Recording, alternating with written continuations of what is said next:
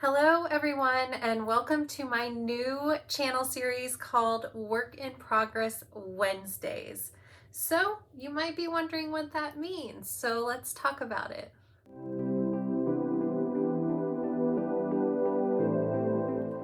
So in short, Work in Progress Wednesdays is going to be me hopping on Wednesdays and kind of talking about a quilt I am working on in full from start to finish. So it's just going to be kind of little update videos on what I'm working on, maybe little tips and tricks that I've learned along the way, different notions and products that have helped me, and maybe even being honest and talking about some things that didn't work on the quilt or notions that I purchased that I found that I really didn't need. So my whole goal with this series is to really help quilters, maybe especially beginner or new quilters, really see the whole process of making a quilt from start to finish, and also show them things that they may or may not need when it comes to quilting. But I also think and decided that with this series, I want to challenge myself too.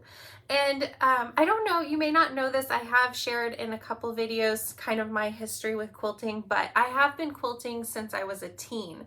So it kind of feels weird saying, hey, I don't know everything about quilting, but I really don't. And so through this series, I really want to start by really challenging myself too, and let you know that it's okay to not know everything that there is about quilting. So with this quilt, I decided to kind of go back to what I feel is the root of quilting.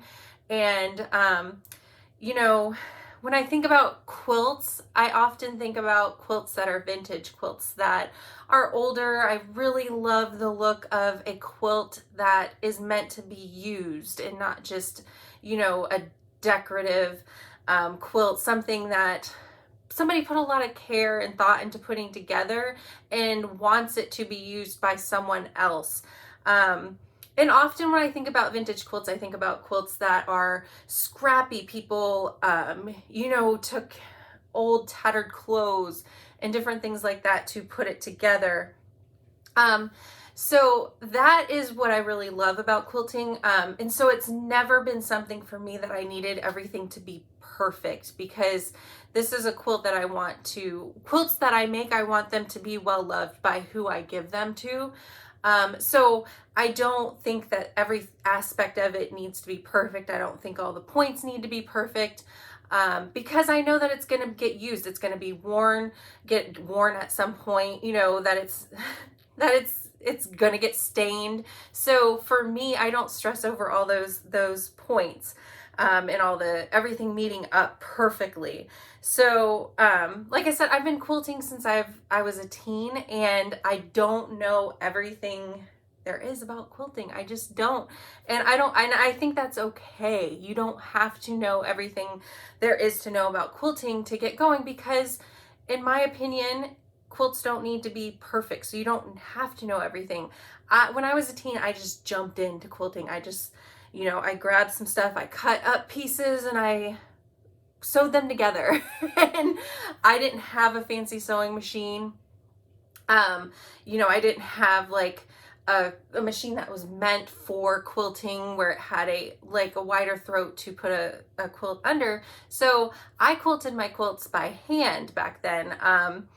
And I'll get a little bit more into that, but it's kind of funny how I did it. But that's what I want to share, is that you don't need to have everything that you see other people having to make a quilt. So with this quilt, I really wanted to go a little more vintage with it. So I thought about blocks that I know exist and love, but maybe haven't done it yet because there's something about it that kind of scared me with it, and kind of I felt might be too challenging for me.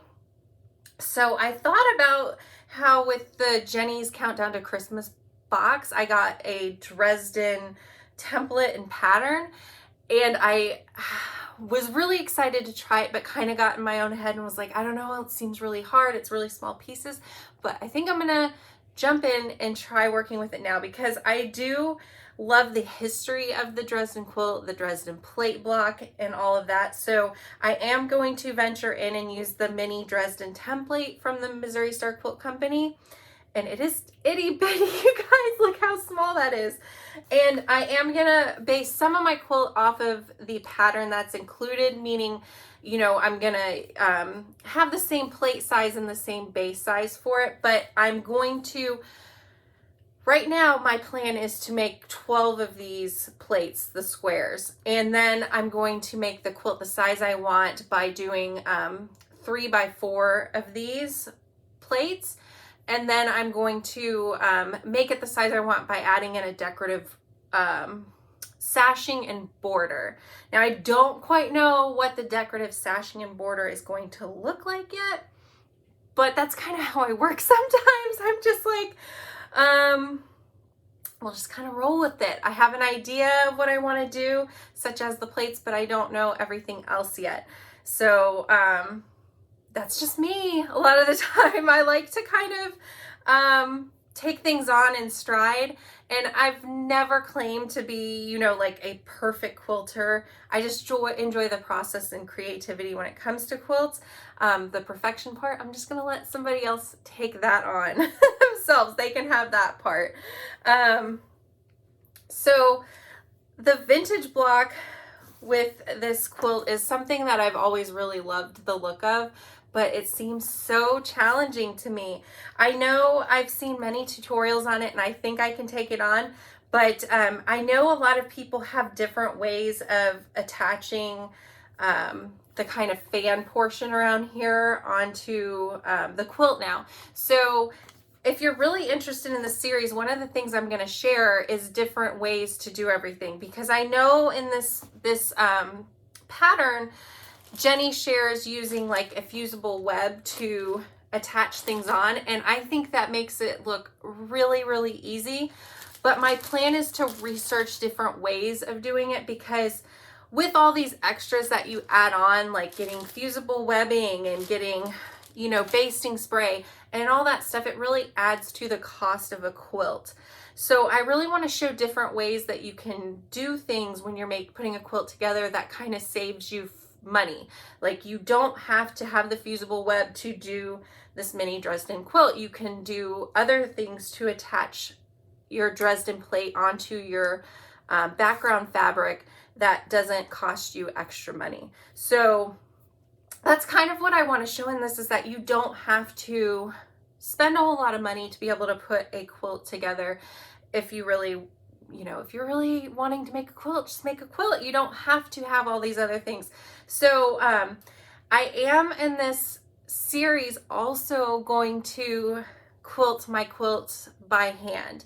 I honestly have not done that since I was a teen.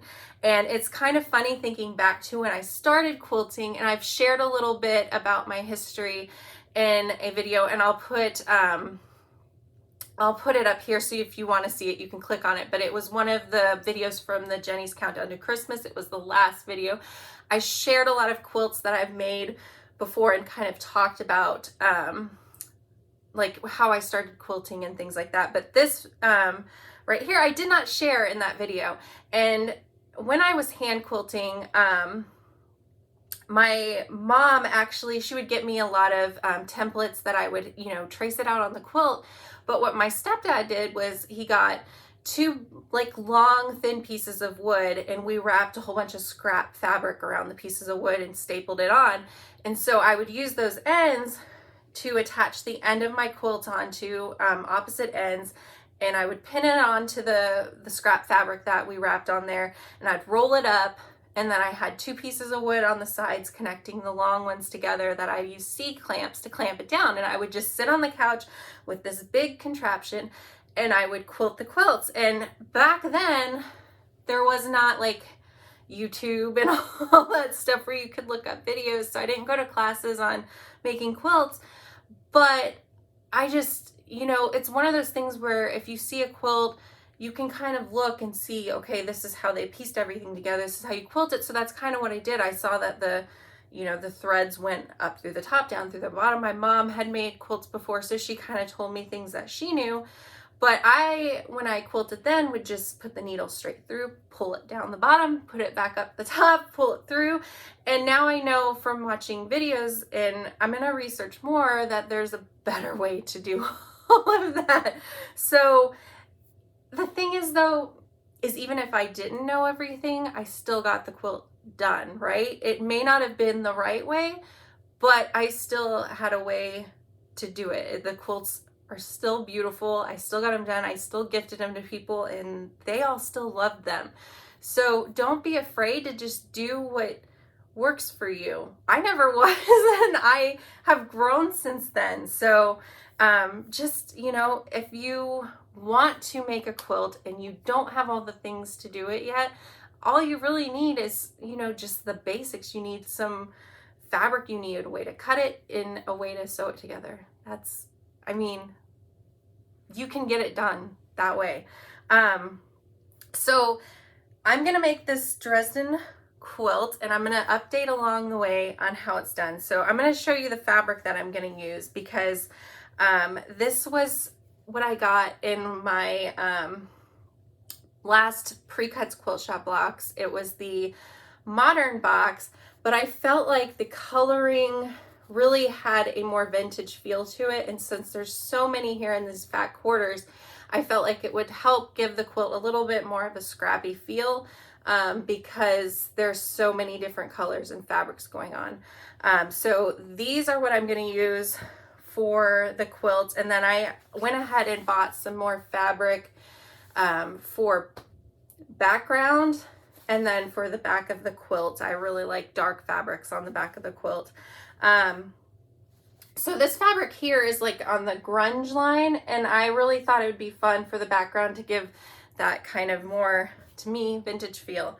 So I wasn't sure if these fabrics would be enough for what I had planned.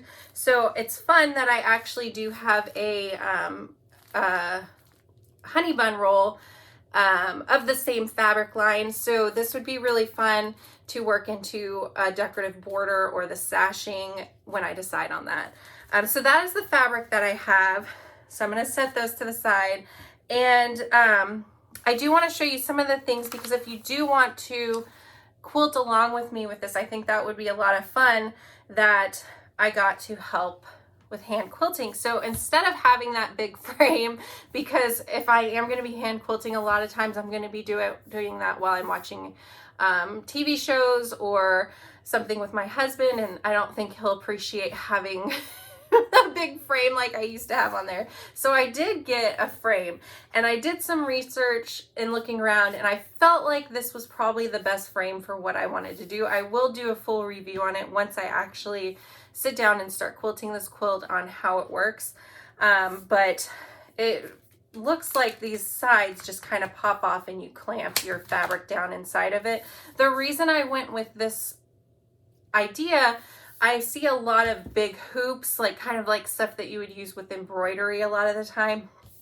And while I think that probably works well for a lot of people, I felt like something like this, it's 17 inches by 17 inches would work well for me, because like my blocks are always square, and when I'm going to be quilting, I'll likely want to be able to finish one block at a time, and I usually don't have any blocks that are bigger than 17 inches by 17 inches. Mine are usually 10 to 12 inches, but that way I can finish and work on a whole area at once. So that was my idea behind that. I have not used it yet, so I will give a full review when I get to that portion of my updates. So like I said, this quilt, I really want to have a vintage feel to it. So along with doing the hand quilting, I also plan to do the border or the binding by hand. I really want it to have a really vintage feel. So all the stitches that are visible, I do want them to be hand stitched by me. Now, I'm not going to be crazy. I am probably going to, when I attach the binding, attach it on with my machine, but when I flip it, those stitches I'm going to do by hand, and that'll be my first time doing that. So I'm going to have to do a lot of research on that too. Okay guys, so that's really what the series is going to be all about, is really just working on a quilt from start to finish. And I really hope that this is going to be helpful for a lot of you, especially that are getting into quilting, or maybe just really want to find more tips to make quilting more manageable for you. Maybe just seeing what notions and different tools work for other quilters. I love seeing that. I love seeing what's working for somebody else, because different tips and tricks really help take the stress off of getting different parts of quilting that may not be the easiest for you done. Like, I really love the piecing, the cutting and piecing portion of the quilt top, the basting the quilt, actually quilting the quilt, and the binding are the biggest challenges for me, and that's really when I start to lose interest in the project. But when I started to really think back about what I loved about quilting, and when I got started, I thought about how I really loved quilting the quilt by hand. Um, I have not been able to quilt a quilt really nicely on my machine unless I'm just doing straight stitches. And even then, I'll get into little snags of bunching and different things. Like, I've never had that problem when I was quilting my quilts by hand. So I'm hoping that this can be a way for me to really get back to doing all aspects of the quilt in a way that I love to do them. So hopefully that helps other people. And especially down in the comments, because you guys give such great like suggestions and different things like that. I love reading the comments and hearing tips that you guys have. It's really helped me a lot too. So I'm hoping that this series will really be helpful to a lot of people who enjoy quilting. So the next video that I post next Wednesday will be getting started on the Dresden Plate. So I'll show the steps for making the Dresden Plate and different ideas on how to attach the Dresden Plate onto the background block. So like I said, I'll show the fusible web, but I have seen some other ideas for doing that too that are a little more cost effective, and may just be a better method for different people, because we're all going to like doing these steps in different ways. What works for one person doesn't always work for someone else. So I am going to try to give a variety of different ways on getting the Dresden Plate together. All right, so you guys, this video ended up being a little, I love to talk, so it ended up being a little bit longer than I had planned. I apologize for that. What I really would like to hear from you guys is in the comments. Let me know if you have any ideas on the sashing for the quilt, a decorative sashing and a decorative border. I have a few things that I want to look at that I think might be fun. I was kind of thinking of using the honey bun that I have to do kind of piano keys type thing. I think that's what it's called, along the border. I haven't done that yet, so I think that would be really pretty, but I know you guys probably have some really good ideas, especially for the sashing, because I usually do a really basic sashing, and that's not what I want for this quilt. I really want it to look fully pieced together, in that somebody, you know, gathered all kinds of different fabric to bring the quilt together and did it at different steps when they had time and things like that. So I would love to hear any ideas you guys have. I'm going to keep researching myself, but I love, you guys always come up with such good suggestions. So let me know in the comments if you have any ideas on that. And if you aren't already subscribed to my channel, I'd love for you to hit the subscribe button. I'd love for you to follow along on this process, and you know, you can let me know if you have any other ideas on quilt series that I can do from start to finish, aside from this one, because I'm going to be looking for a new one, because I think this is going to be a lot of fun. I really do. So be sure to subscribe and hit that notification bell so you can see piecing the Dresden blocks together. That'll be the next step, and then we'll explore different aspects of putting the quilt together in future videos. So until next time, you guys, thanks for watching. Bye.